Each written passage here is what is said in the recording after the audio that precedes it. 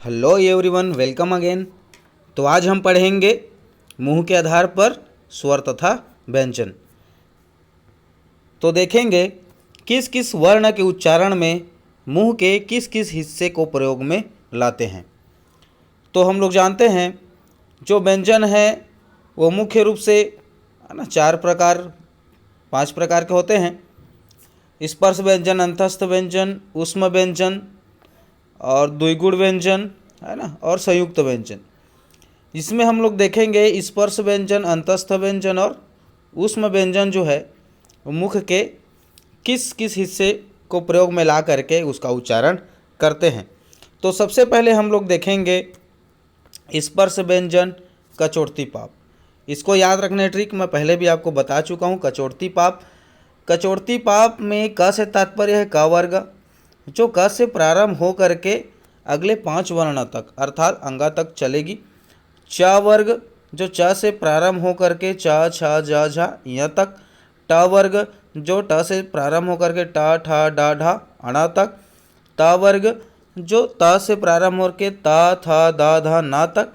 प वर्ग जो प से प्रारंभ होकर के प फ ब भ म तक। तो इसको याद रखने का जो ट्रिक है वो है हो दम तक। क्या है वो? हो दम तक। ठीक है, हो दम तक ही कचोटती पाप में नीचे से ऊपर तक जाना है। हो अर्थात होठ, जिसको ओष्ठ भी बोला जाता है।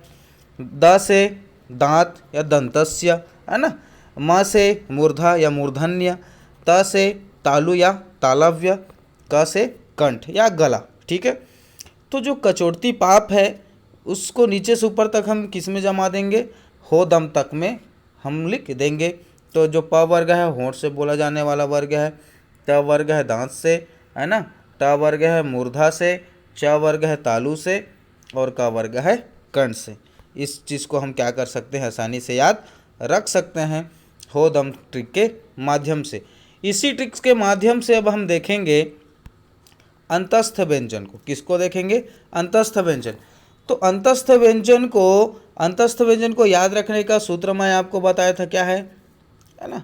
यार लब अंदर है, यार अलावा अंदर से तात्पर्य है अंतस्थ व्यंजन। ठीक है, तो एक लाइन छोड़ देंगे हम लोग।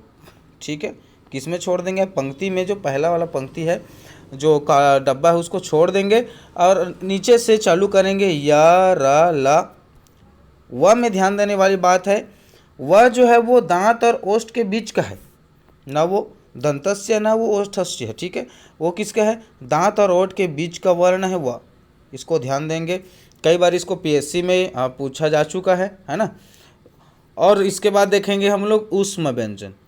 तो ऊष्म व्यंजन जो है वो क्या होता है? कितने प्रकार के होते हैं? 4, स और ह।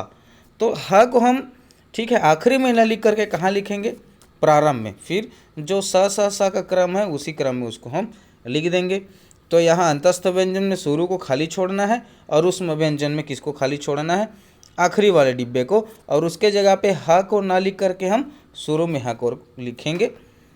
इसके पश्चात है सबसे महत्वपूर्ण बात है, व्यंजन को तो हम याद रख लेते हैं परंतु स्वर को हमारे लिए याद रख पाना बहुत ही कठिन होता है। तो मैं आप लोग के लिए एक ज़बरदस्त मज़ेदार ट्रिक लेकर के आया हूँ। एक बार उसको याद कर लेंगे तो आप कभी नहीं भूलेंगे कि स्वर जो है वो मुंह के किस हिस्से से उसका उच्चारण होता है। तो सबसे पहले हम क्या करते हैं? स्वर को जो है क्रम से लिख लेते हैं, है ना। देखते हैं आहा को भी लिख दें इसी पर। ठीक है, और यहाँ देखेंगे अंग। उससे पहले हम यहाँ थोड़ा सा अंग के बारे में चर्चा करें। अंग जो है वो पंचम वर्ण की श्रेणी में आएगा। किस में आएगा? पंचम वर्ण की श्रेणी में। अर्थात ये जो वर्ग का जो 5वां वर्ण है, ठीक है, ये इसको क्या बोलते हैं? पंचम वर्ण बोलते हैं।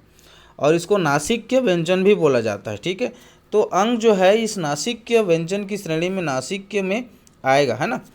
अब देख लेते हैं स्वर में। स्वर में आ और आहा। ठीक है, उसके बाद आ के बाद है छोटी बड़ी ई, उसके बाद है छोटा ऊ बड़ा ऊ, उसके बाद है री, उसके बाद होता है ए, उसके बाद होता है ओ। और अंग और आहा कहाँ है आप लोग पहले से देख चुके हैं। तो इसको सबसे पहले लाइन से हम लोग क्या करेंगे? लिख देंगे। अब देखते हैं हम लोग आ, ये किससे बोले जाने वाला स्वर है ना, वर्ण है। तो ये गला से बोले जाने वाला वर्ण है। ई, ये किससे बोले जाने वाला वर्ण है, तालु से बोलने जाने वाला क्या है, ये वर्ण है। ऊ और छोटा ऊ और बड़ा ऊ, ये मुंह के होंठ से ठीक है बोलने जाने वाला क्या है, ये वर्ण है, स्वर है। री जो है वो मूर्धा से बोले जाने वाला क्या है, वर्ण है, स्वर है। ए और ए वो तालु और कंठ दोनों के सहयोग से बोले जाने वाला स्वर है, वर्ण है। अब देखते हैं हम लोग ओ और आओ। तो ओ और औ जो है वो कंठ तथा होंठ दोनों से मिलकर बोले जाने वाला स्वर है, वर्ण है। तो इसको याद रखने का ट्रिक क्या है हमारे पास, इसको याद रखने का ज़बरदस्त ट्रिक है वो ये है, गलत हो मुंह तक कहो। गलत हो मुंह तक कहो। ये गलत को दो भाग में बांट देते हैं। तो पहले आता है क्या, गल। क्या आता है, गल। गल से क्या है, गला। और दूसरा आता है क्या, ता से क्या है, तालु। ठीक है, तो देख सकते हैं ये आ गया गला और ये आ गया तालु। उसके बाद आते हैं, ये देखो ऊ और ऊ, छोटा ऊ और बड़ा ऊ, ये किस में आता है, होंठ। किस में आता है, होंठ में। तो गलत हो का अर्थ समझ गए। गलत जो है वो दो सब अलग अलग शब्दों से मिलकर बना है, गल और ता। तो गल से तात्पर्य है गला और ता से तात्पर्य है तालु। और हो से क्या तात्पर्य है यहाँ पर, होंठ। किस है ना, होंठ। इसके बाद आते हैं री देखें, यहाँ पर देखेंगे ये प्रत्येक जो है वो जोड़े में है, दो है ना, और शुरू में तो 3 है, लेकिन री जो है वो क्या है, अकेले है। ठीक है, तो री किससे बोले जाने वाला वर्ण है, मूर्धा से। तो ये मुंह, क्या है ये, मुंह। मुंह ना लिख के हम क्या लिखें, मुंह लिखें, आप मुंह भी लिख सकते हैं। तो ये हो जाएगा, हाँ ठीक है। अब इसके बाद ये अगला देखते हैं, ए और ए। ये तालु तथा कंठ है ना, कंठ तालव्य जिसको बोला जाता है, दोनों की सहायता से बोले जाने वाला वर्ण है। तो इसी को बोला गया है यहाँ पर ट्रिक में तक। क्या बोला गया है, तक। त और क। तो त से क्या है, तालु है, और क से क्या है, कंठ है। ठीक है, त से तालु है और क से कंठ है। तो तक मतलब ये त तालु को बताता है और क कंठ को बताता है। इसके बाद आते हैं हम लोग देखते हैं ओ और आओ।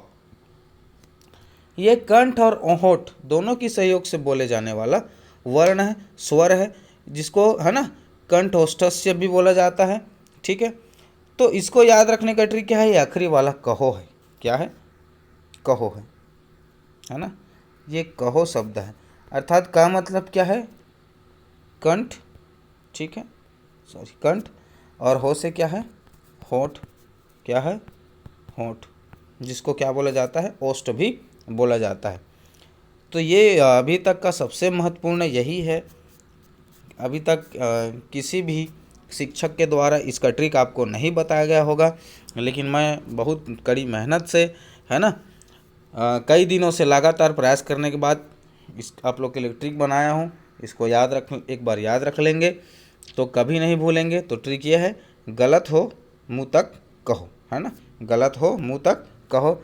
ये गलत जो है वो 2 भाग से बना है, एक गला और एक तालु। हो से होंठ, मुँह से मुर्दा।